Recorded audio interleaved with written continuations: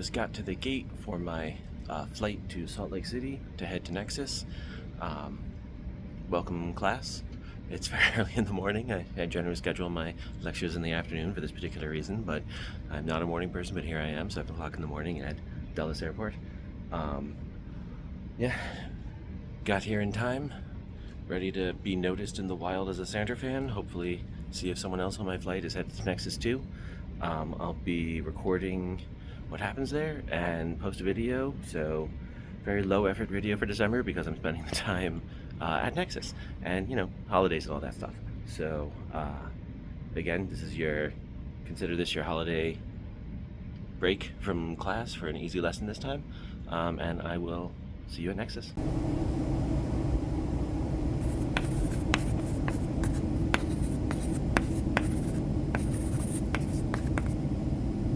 Not gonna lie, I expected Salt Lake City to be cold. Here's the previous year's entrance to the convention center. Same convention center, but now we'll be around the other side. Train start and stop quickly. Taking the tracks another 3 stops.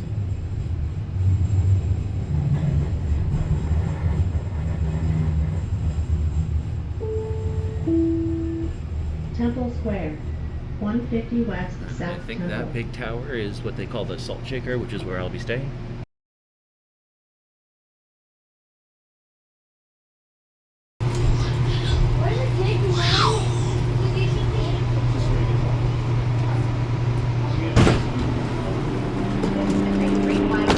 Here we are at Gavilar Plaza,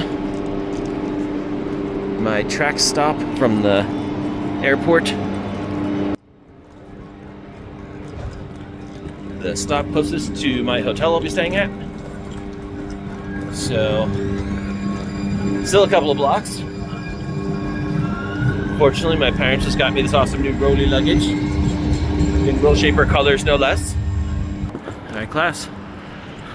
That is the convention center, the home of Nexus, where Brandon and all of Team Dragonsteel will soon be holding court. Where a bunch of awesome content creators like Cosmere Horizons and Jason Owen will be moderating panels, or speaking at panels, whatever verb it is one does with a panel. Whew. There'll be Cosmere cosplay. There will be trinkets. There'll be the exhibition hall. It's all happening right here. The once a year event. Super excited to be here, super excited to share it with all of you. Alright, I am entering my hotel, keeping a recording just in case I see someone famous in the lobby. Last year, when I went to check in, I ran into Adam Horn, who said he wasn't famous and then only went ahead and was the dedication for the book that year. Alright, where is check-in? Alright, I'm not seeing anyone in the lobby at all, so no famous people sightings, but we will get plenty of them sooner rather than later. Okay, I already met people down in the lobby when I was hanging out there. I grabbed a sandwich, I was eating and just people watching. Ran into some really awesome people. Some people from the Collectors Guild, some people who've been volunteers in years past. I ran into a couple of people I think who actually work at Dragonsteel itself. So it's pretty awesome. It's exciting. Someone asked me what my favorite Cosmere novel was. We talked about Bendalloy and Cadmium and Savants, and this is what I'm here for. This is my people. This is why I am who I am.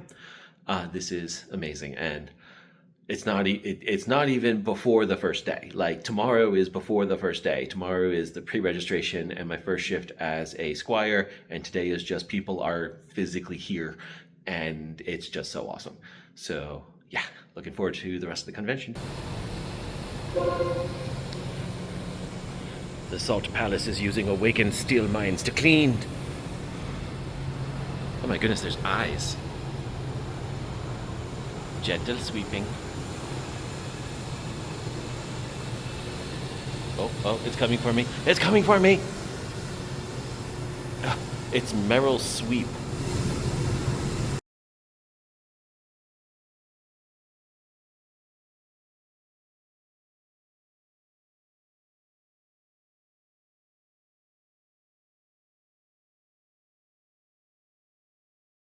Squire fit check.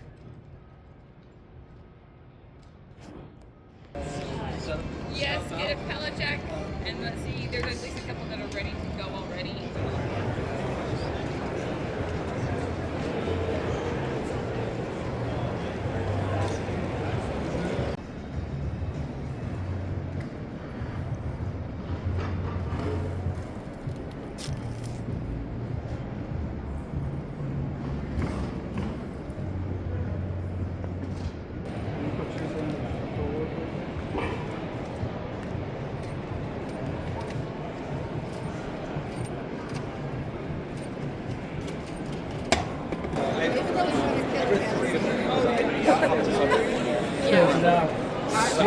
Chelsea's out. My husband's ready. Enjoying the convention space. I've run around this morning doing the con game. I'm sure I'll be talking more about that in other parts of this video. I'm about to go start my shift as Squire, so we'll see how that goes. We'll see how much of a stickler they are over the dress code, but it's great here. Really enjoying all the time here at the convention center. I've met a bunch of great people, met a bunch of people from Team Dragonsteel. I've met a bunch of content creators that I like, having a great time. Yeah, checking in.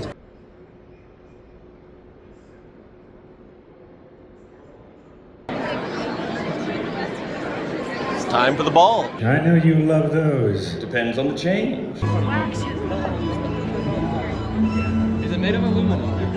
It is, actually. I've got to confiscate that. Oh no! Welcome to Keep Venture.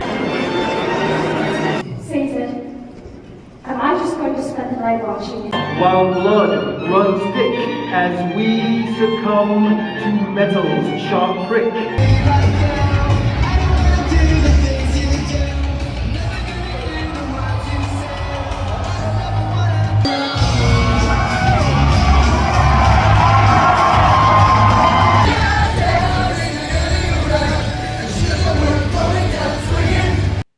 I also got this cheese. It's signed by Peter Alstrom. That's I don't know. Well, I mean, I like it. I'm really pleased that I have this, but I don't know. I've seen a couple of reviews of the convention, and I haven't heard anyone talk about the Nexus game, so that's where I'm going to make my focus today. The official title is Nexus Adventure Game. When you sign up for the convention, you pick one of the 4 tracks. There's Scadrial, Roshar, Nalthis, and Sel. Then when you show up for a badge pickup, they give you your booklet that you need to play the game. There's a sack for your tokens, and they give you a couple of starter tokens to begin with. At Nexus, there is a Dragonsteel store, and there you can buy, if you want the other tracks, they have a special there where if you buy the other 3, you are completely insane. Is this more canon content? No. It has been written by Dragonsteel staff, but it is a non-canonical story. That said, the investor mechanics have been reviewed for continuity. Oh dear. Well, let's just move on. The mechanics of the game are pretty simple. You read a blurb in the booklet that you got, you solve a little puzzle, you bring the answer to the puzzle to one of the booths set up all around the convention. You have an encounter there where you use the tokens that you got to do a simple press your luck game. If you win, you get more tokens, you get another sticker that you can put in your book to add the next blurb. You get more tokens, and if you lose, you get all of that stuff anyway, and you also get a little minor curse, like you can't use your non-dominant hand for a while, or you can't use the words yes or no, you have to say affirmative, negative, or various other things like that. So no matter what happens, you're always going to proceed forward, you're always going to win. There's just the matter of you might also do something silly and fun as well. I'm going to quickly summarize the plot of the 4 different tracks. They all start roughly the same with slight variations. You are an agent at the Silverlight Bureau of Perpendicularity Regulation and Inter-Realmatic Transport, and please don't ask how many takes it took until I could say that easily. You're tracing the footsteps of a famous spy, so think James Bond. His name is Min Fall. He is originally a pawn call from Nalthis. You are trying to either find him because he's gone missing, or figure out what his mission was and complete it. In all 4 tracks, you eventually learn that the antagonist of the whole story is a Kandra named Vortoon, who's using something called the Canton of Blood, which is a cult he started in an ultimate goal to overthrow Harmony and take up the shards himself. The Scadrial plot has you start in Elendel. The Canton of Bone has a plan to use rioting stations and firebombs to try to drive the population of Elendel into the center of the city. Their hope is that a mass sacrifice will end up drawing Harmony down so that Vortoon can attack and take over the shard. You manage to thwart their plans alongside a group called the Gilded Few, which I suspect is a seed for future years. Sel takes you to a Jindo village called Haiko, which is under Fjordell rule. A group of Chaishan warriors are trying to amass the power they need to free their country. On the eve of their victory, they are betrayed. Turns out their leader, Hren, is actually Vortoon himself in disguise. You break into the prison and manage to free the Jindo youth, only to be betrayed a second time by the mother of the real Hren, who, even though she knows her son is just a Kandra in disguise, she's delusional enough to follow him anyway. She just vanishes to her unconfirmed but apparent death, and you leave Sel to try to track Vortoon down and stop him on Scadrial. The Roshar Track takes you to 5 listener villages situated on the Shattered Plains. This is the track where you actually get to meet Minfall himself. You discover the villages are being plagued by a creature of legend called the Nightspine. The ultimate reveal is that the Nightspine is really just one of the chiefs of the villages, who has fallen under Vortoon's sway, has joined the Canton of Bone, and got a hemalurgic spike that gives him the power to emulate this creature. You manage to thwart him, and like all the other tracks, you eventually follow Minfall to Scadrial for the ultimate conclusion. I thought the Nalthis track was an interesting change of pace. It had a lot less action to it, and you had to think about it a lot more. The plot is that you find a renegade returned in the slums of Halidren, except his plan is to put on a play that he hopes will bring about societal change. The big reveal halfway through is that he's actually working for Vortoon. He has received a spike that grants him allomantic brass, which is what he's been using to captivate his audiences. In exchange, he's promised him 1,000 breaths to use in his attack against Harmony. At the end of the track, Vortoon himself shows up and mortally wounds you. When he flees, the Rat King gives up his divine breath, restoring you to life, and you chase off after Vortoon towards Scadrial, like at the end of all the other tracks. On the last day of Nexus, all the tracks join together for one final confrontation. You show up, you have to take down one of Vortoon's lieutenants, depending on which track you took, and finally there's one last mass attack against him that takes him down. Minfall delivers the final blow, and the Cosmere is safe thanks to the agents. Overall, I loved this game. It gave us a lot of fun puzzles to solve. It brought us all around the convention center to places we might not necessarily have gone. I felt a little bad having to go up to so many exhibitor booths with no intention of buying anything, but I couldn't afford to spend money to buy things at 25 different places, which is the number of stamps you needed. But it was still a good way to get foot traffic to them and bring people around to see maybe a couple of them are things that you didn't know you wanted and you end up buying them. All in all, it was a very good way to engage. They had things on the last day so that people could work together, but not so much that you had to rely on too many other people. And all in all, I think it was a great game. I thought the story was amazing. I really liked how each individual track was self-contained, but I did think I got something out of getting all 4 tracks and reading through the full story of all of them. I think they interconnected in interesting ways. I liked exactly how far they strayed from the source material. I liked that they gave us something fresh and new without going completely off the rails. I liked that there was a track where you met the main protagonist, a track where you met the main antagonist. I liked that there was a track where you met a tease for the future in the Gilded Few. I really liked that they used hemalurgy a lot, and we got to see an allomantic, ferrochemical, and even just a mundane imbue. We got the whole spectrum. All in all, I loved this game. I think that it was a vast improvement over last year. I think they addressed a lot of the concerns that people had, and I think that the Dragonsteel staff who are in charge of this are listening and paying attention, and I think they're going to just keep getting better year after year as they get more experience. That said, I do have a couple of points of constructive criticism.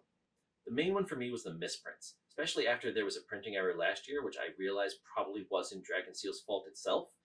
The fact that this is a company whose exclusive purpose is to produce books kind of makes it weird that we would get so many misprints in these. The developers tried to turn it into a feature, not a bug, by using the errata to lock future puzzles so that you couldn't really do it out of order, but it didn't feel intentional, and it felt like it really should have been taken care of earlier than this. Another issue was the plot. There were a couple of plot holes here and there. It wasn't anything too bad. That said, the climax, it was very derivative of one of the Cosmere novels. I'm going to avoid spoilers by not saying which one, but it did feel like a bit of a retread. And the way Minfall won at the end felt like it wasn't really something that was teased beforehand. It didn't really make sense. It was very much like what happened in the novel, but the circumstances of the novel didn't really apply here, so we weren't really sure why what he did worked. So that bit could have been cleaned up a little bit better, I think. But overall, the plot was amazing. I've heard a lot of fans complain about the lines of the game, which I don't think is totally fair. I do think that that could have been a little bit better, a little bit sooner. They got a handle on it very quickly, but it could have been better a little sooner.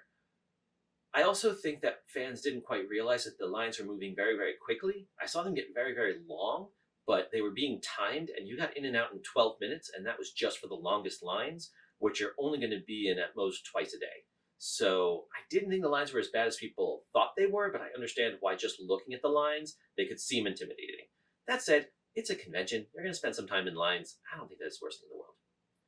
For completing the game, you get this lovely keychain marking you as an agent for the Silverlight Bureau of Perpendicularity, Regulation, and Inter-Realmatic Transport. There, we got it. You also got a lovely sticker that shows Vortune and all of the agents of the game combining to take him down.